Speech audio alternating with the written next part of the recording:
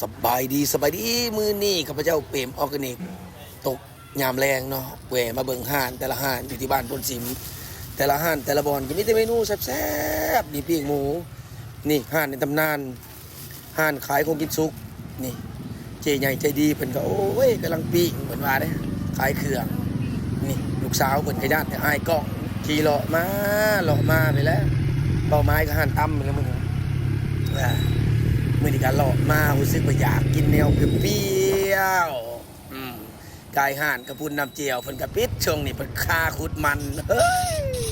นี่ห่านตำในตำนานอีกห่านหนึ่งที่อยากจะบอกว่าผู้ใดที่มาบ้านพลสิมนี่อย่าลืมได้ขาดห่านนี่ตำกระบอกแพงสังเกตเบิ่งโลดอีห่านปานนี้นี่ไม่ค่าก็สวยงาม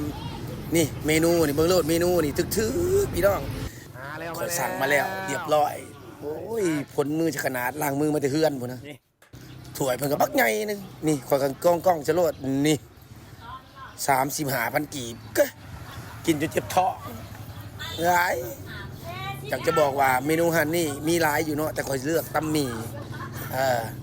ราคาก็บ่แพงบ้านพลสิมนี่คันขาย50ราคายากเนาะฉะนั้นแล้วขายในราคาที่พอดีนี่อยากจะบอกว่าผู้ใดก็ไปก็มาแวะโลดฮันนี่บ่ผิดหวังแน่นอนสังเกตบ่เคยกินก็ฮู้ว่าแซ่บดูบ่แซ่บติดตามตอนต่อไปว่าจะเป็นอย่างไรอยากจะบอกว่าแซ่บสุดแม่นฮันนี่